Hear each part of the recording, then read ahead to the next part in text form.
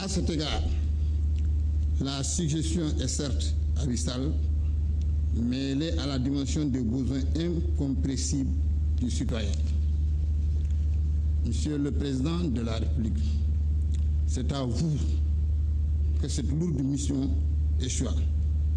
C'est à votre honneur, c'est aussi dans vos responsabilités. Vous avez avec vous la symbolique de l'espoir et la volonté de ne pas décevoir. Votre réussite est donc possible car elle est tributaire de cette conjonction. Elles étaient nombreuses les personnalités ayant pris part à cette prestation de serment. Au terme de la cérémonie, Lionel Jospin, Monseigneur Théodore Adrien Sarr et Amsatou Sow Sidibé ont salué une victoire de la démocratie sénégalaise. Ils ont prié pour le 4e président du Sénégal face aux nombreux défis qui l'attendent. Les voici au micro de Aboubakry Kane. Remercier Dieu surtout d'avoir nous avoir accordé que tout se passe bien au niveau des élections et que donc maintenant les changements que nous souhaitions qui se passent selon la règle, ça s'est passé, donc on va continuer à remercier Dieu pour que celui qui est en fonction, il aide simplement à accomplir le mieux possible sa fonction. Qu'il fasse vraiment le travail, simplement que lui demande de faire la constitution sénégalaise et puis simplement qu'il se rappelle que le pouvoir est en service et en service du peuple. Un changement, je crois, important, positif pour le Sénégal et le peuple sénégalais a montré sa maturité, son attachement à la démocratie. Et comme je suis un ami du Sénégal depuis longtemps, j'étais heureux d'être ici et d'apporter aussi les salutations au président de François Hollande. C'est le Sénégal qui sort grandi de tout ça. La démocratie s'est imposée. Le président Macky Sall a été plébiscité. Et les principes ont été rappelés en particulier par le Conseil constitutionnel. C'est fort. C'était un moment très... De 1963 à maintenant, du temps s'est écoulé à l'échelle de la vie humaine. Du noir au blanc, on est passé à la couleur. En même temps, notre démocratie tendait vers un arc-en-ciel. Dans cette trajectoire des ruptures et des continuités, parmi ces dernières, la prestation de serment. Au cours de ce rituel symbolique, le président du Conseil constitutionnel a sagement repris. Autrement, ce qu'un grand juge avait souligné à Diouf, on est loin de ces temps-là. Mais les attentes sont plus que jamais là.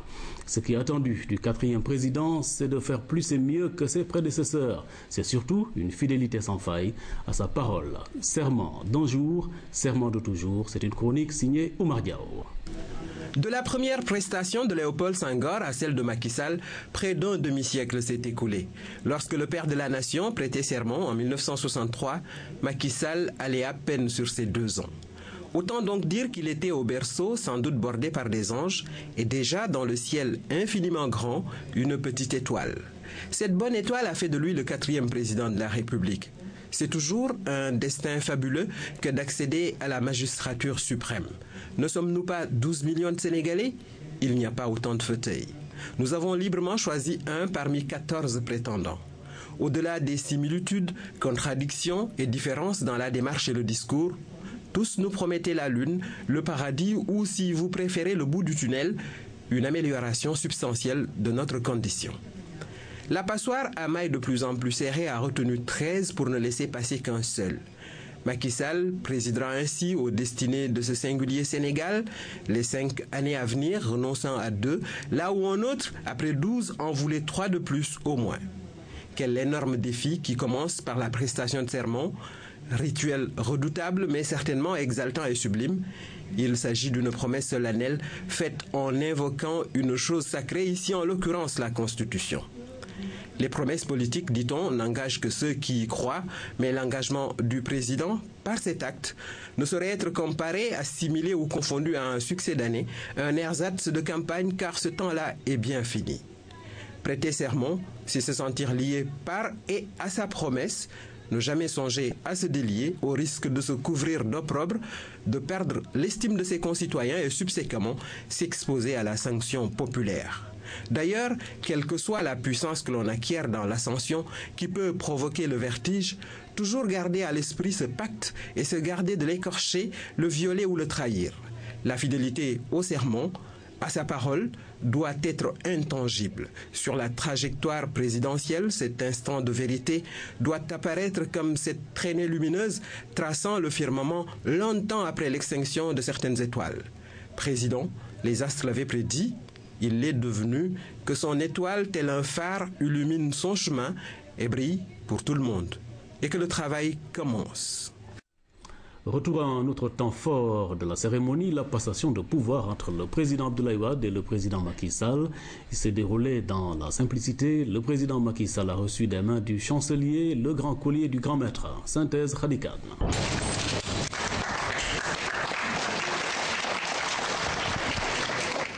Le nouveau président de la République a pris fonction aujourd'hui. Le président sortant, Maître Abdoulaye Wade, a eu un long tête-à-tête avec son successeur, un moment marqué d'émotion. En entrant au palais, Macky Sall a été escorté par l'escadron monté de la gendarmerie.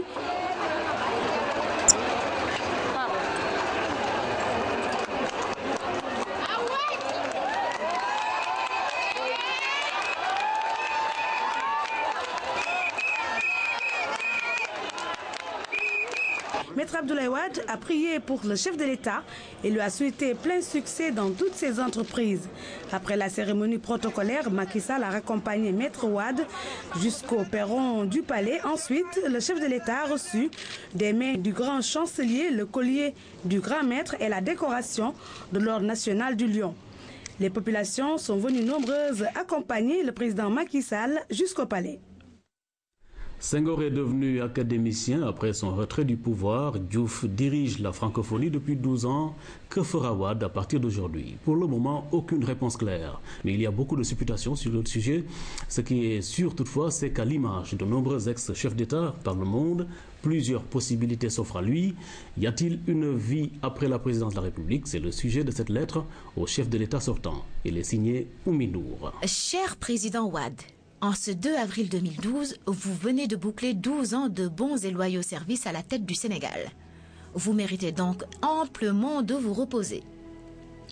Toutefois, je dois vous avouer que je ne vous vois pas, mais alors pas du tout en retraité oisif. Alors permettez-moi d'apporter une modeste contribution à votre réflexion sur une possible reconversion. D'ores et déjà, j'écarte la possibilité de faire de la pub, car je sais que vous êtes plus raisonnable que l'ex-président de l'Union soviétique, Mikhail Gorbatchev, réduit à vanter les mérites d'une marque de pizza après sa retraite. Toutefois, vous qui aimez tant la terre, je vous vois bien un grand producteur agricole, comme l'ex-président américain Jimmy Carter. Il est retourné à ses champs de cacahuètes après son magistère, et comme lui ou Mandela, vous pouvez aussi créer une fondation et peut-être les rejoindre plus tard dans le groupe des Global Elders, les aînés du monde. Cette ONG créée par l'ex-président sud-africain regroupe des hommes, femmes politiques ou activistes d'un certain âge engagés dans la résolution des fléaux contemporains et dans la prévention des conflits. Ce sera tout aussi exaltant, sinon plus, pour l'homme d'action que vous êtes que de siéger à l'Académie française, comme l'a fait Léopold Sédar Senghor à partir de 1983, 2 ans après avoir quitté la présidence. Et puis franchement, vous n'en avez vraiment pas besoin pour atteindre l'immortalité. Autre possibilité qui s'offre à vous, présider aux destinées d'une grande organisation internationale, à l'image de votre prédécesseur, Abdou Diouf. Depuis 2002, il est secrétaire général de l'Organisation de la francophonie. Et en attendant que vous fassiez votre choix, je me réjouis déjà de lire votre autobiographie ou vos mémoires. Elles seront forcément riches de vos 26 années d'opposition et 12 ans de pouvoir. En plus, c'est payant. Celles de l'ex-président américain Bill Clinton lui ont apporté la bagatelle de 12 millions de dollars. Bref, il y a beaucoup d'avantages qui viennent avec le titre d'ex-président de la République. Et j'en suis sûre, ils vous ouvriront de nouvelles perspectives, ici ou ailleurs. Veuillez recevoir, Excellence, l'expression de mon profond respect. Et bon repos, vous l'avez bien mérité. Un communiqué du ministère de la Justice par décret numéro 2012-418 du 2 avril 2012, 1009 personnes condamnées pour des infractions diverses et détenues dans différents établissements pénitentiaires du Sénégal viennent de bénéficier de la grâce présidentielle. Par cette mesure, le président de la République a tenu à l'occasion de la fête du 52e anniversaire de notre accession à la souveraineté internationale, a accordé son pardon généreux à des citoyens qui s'étaient mis en marge de la loi. Le chef de l'État traduit ainsi son engagement résolu en faveur de la dignité de la personne humaine. Il a voulu en même temps donner à une catégorie de citoyens momentanément en conflit avec la loi la chance de se ressaisir. La CEDEAO a tenu cet après-midi en marge de la cérémonie de prestation de serment du président Macky Sall un sommet extraordinaire. Deux sujets étaient à l'ordre du jour, la crise malienne et la situation post-incertaine en Guinée-Bissau. Compte rendu Eric Nimadi. À ce sommet de Dakar, tous les chefs d'État et de gouvernement ont répondu présents à l'exception du Mali. Le Mali, justement, sujet principal de cette rencontre de Dakar, la communauté économique des États de l'Afrique de l'Ouest a décidé de passer à la vitesse supérieure. Ainsi, les menaces à l'endroit de la junte au pouvoir sont désormais effectives. Les sanctions économiques et diplomatiques entrent donc en vigueur dès aujourd'hui. Nous avons décidé que les résultats de notre réunion du 29 mars seront d'application immédiate jusqu'à ce que le CNRDRE retourne de manière effective à l'ordre constitutionnel. Cela veut dire que toutes les mesures diplomatiques, économiques et financières et autres sont applicables dès aujourd'hui et ne seront levées que quand l'ordre constitutionnel sera effectivement établi avec la réactivation des institutions démocratiques au Mali. Autre mise en garde de la CEDEAO, celle à l'endroit de la rébellion Touareg. Les pays membres de la CEDEAO et leurs invités, dont la France, l'Algérie et la Mauritanie, lui demandent l'arrêt immédiat de sa progression vers le sud. Le cas contraire, la CEDEAO prendra ses responsabilités pour la sauvegarde de l'intégrité territoriale du Mali. Nous avons décidé de la mise en place immédiate de la force d'attente de la CEDEAO en demandant au comité des chefs d'état-major de se réunir dès cette semaine à Abidjan pour donc voir les modalités d'activation de l'activation de la force d'attente.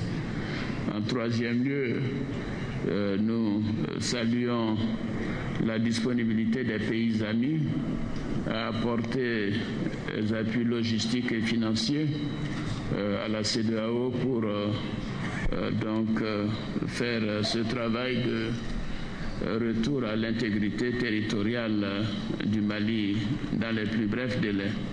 La situation politique incertaine en Guinée-Bissau a elle aussi été abordée. Sur ce point, la CEDEAO a décidé de nommer un médiateur en la personne du professeur Alpha Condé. Le chef de l'État guinéen devra rendre compte à ses homologues au cours de la prochaine rencontre. Il faut dire que le Mali est désormais un pays coupé en deux, pendant qu'à Bamako, la junte tente de restituer le pouvoir aux civils. Dans le nord du pays, la rébellion contrôle toutes les grandes villes. Tombouctou, après Kidal vendredi et Gao samedi.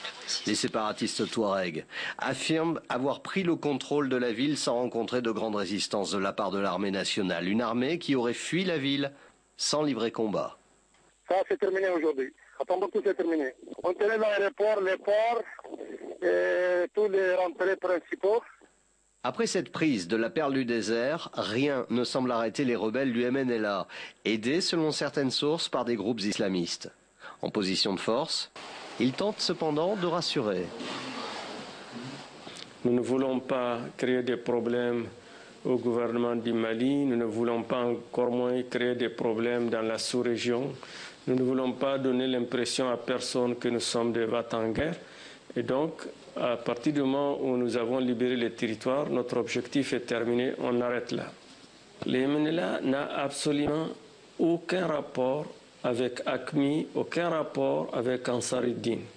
C'est des mouvements djihadistes, des mouvements islamistes, et notre mouvement est un mouvement laïque. Nous n'avons pas pris langue avec la CEDEAO, nous entendons son discours, Et nous sommes tout à fait ouverts à toutes les tentatives, enfin toutes les démarches de négociation à travers la CEDEAO, à travers un autre organisme. Un dialogue avec la CEDEAO concédé quelques heures plus tôt par la junte militaire en déroute. Celle-ci promet son retrait et un gouvernement de transition. Prenons l'engagement solennel de rétablir à compter de ce jour la Constitution de la République du Mali du 25 février 1992 ainsi que les institutions républicaines. Les putschistes n'ont toutefois pas fixé de calendrier, mais ils savent que s'ils ne rendent pas le pouvoir aujourd'hui, lundi, ils s'exposeront aux sanctions promises par la CEDEAO. En politique, la date limite du dépôt des listes des candidats à l'élection législative est prévue pour vendredi 6 avril, selon la loi électorale. Mais la paire qui invoque le chevauchement du calendrier électoral demande son report. Les partisans du président Macky Sall s'en sont ouverts au PDS pour trouver un consensus sur une date. Des décisions qui n'ont pas abouti car le PDS tient au respect du calendrier électoral. Voici Mahmoud Saleh, le mandataire de la paire. La date de dépôt des listes de candidature pour les élections législatives de 2012, c'est le vendredi 6 avril. Il y a eu un chevauchement sur le calendrier républicain parce que nous avions tous travaillé pour l'élection présidentielle et nous avions tous concentré nos efforts sur le premier tour. Le peuple sénégalais en a décidé autrement et on a été contraint d'aller au second tour. Ce qui a créé un chevauchement dans le calendrier républicain qui rend difficile le respect de la date butoir de dépôt des listes pour les élections législatives. Nous avions eu deux possibilités. Celui de convoquer le collège électoral avec un nouveau décret signé par le nouveau président de la République, M. Macky Sall, et convoquant le corps électoral au 1er juillet ou au 8 juillet. Ce qui nous donnerait la possibilité de déposer les listes selon la date convenue, 1 ou 2 semaines, sur la date initialement prévue. Le deuxième recours, c'était la dissolution de l'Assemblée nationale.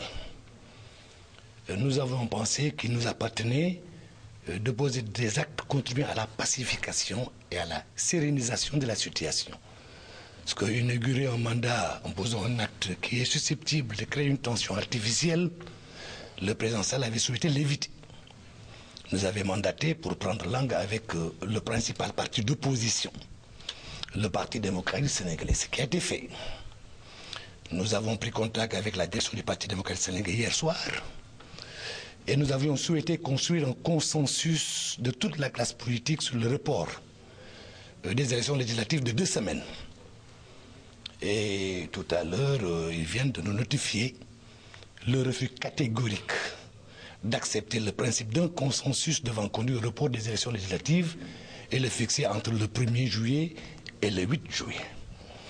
Donc nous prenons acte, nous en prenons acte, et le président de la République, une fois installé, prend la disposition de façon à faire ce que la loi l'autorise, c'est-à-dire aller vers la dissolution de l'Assemblée nationale. L'actualité de la religion, les journées mondiales de la jeunesse ont été célébrées hier. Cette 27e édition a été co-organisée par les paroisses Sainte-Anne de Bel-Air, Saint-Charles-Borromée-de-Gorée et Saint-Pierre-du-Port. Une première. Le thème de cette année, soyez dans la joie. Beaucoup de jeunes ont répondu à l'appel. La messe a été célébrée par le cardinal Théodore Adrien Sarr. Compte rendu, René-Léon Fonseca. Il faut prendre de la hauteur pour se représenter les 18 000 jeunes catholiques ici rassemblés. 5 doyennés, 45 paroisses, une soixantaine de prêtres. Le stade Iba Mar Diop transformé en une immense cathédrale à ciel ouvert. Plus de 2 heures de célébration sous un soleil de plomb et tout en rituel.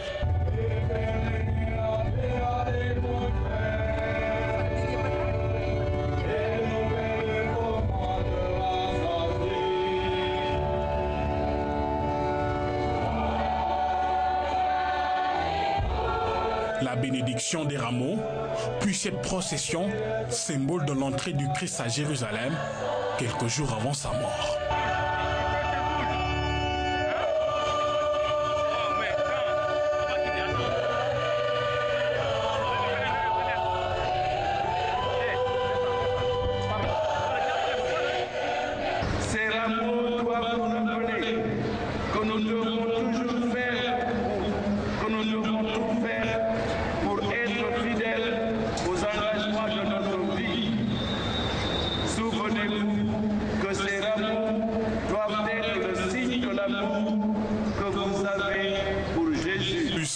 ferveur, ces journées sont aussi un moment privilégié pour le cardinal de s'adresser directement aux jeunes. Je vous invite, chers jeunes, chers fidèles du Christ de l'archidiocèse de Dakar, à être non seulement en NTS, un nouveau type de Sénégalais, mais en NTJC, c'est-à-dire un nouveau type de jeunes chrétiens.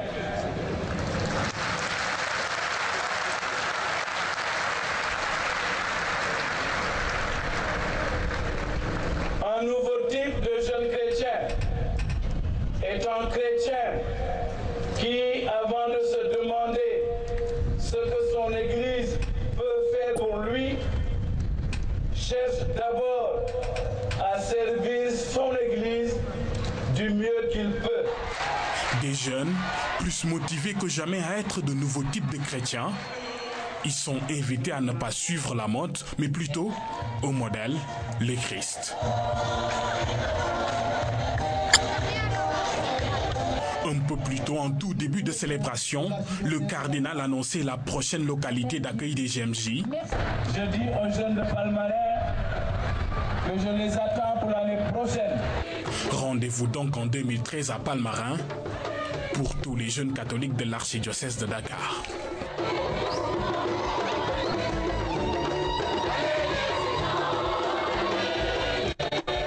Le stade Iba Mar Diop a rythmé au nom de Jésus dans l'après-midi du dimanche des Rameaux. C'était à l'occasion de la 27e édition des Journées mondiales de la jeunesse.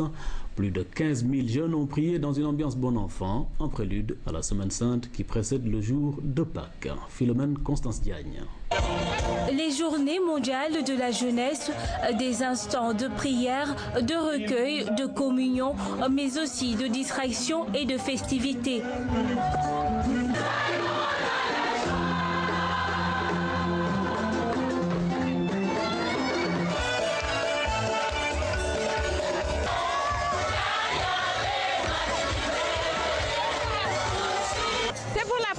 Pour moi que je viens au GMJ, c'est vraiment exceptionnel.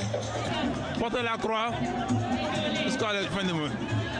Plus de 15 000 jeunes venus de l'ensemble des doyennés de l'archidiocèse de Dakar ont rallié le stade Iba Mar Diop. La royauté de Jésus y a été magnifiée par des chants, des pas de danse et des prestations artistiques.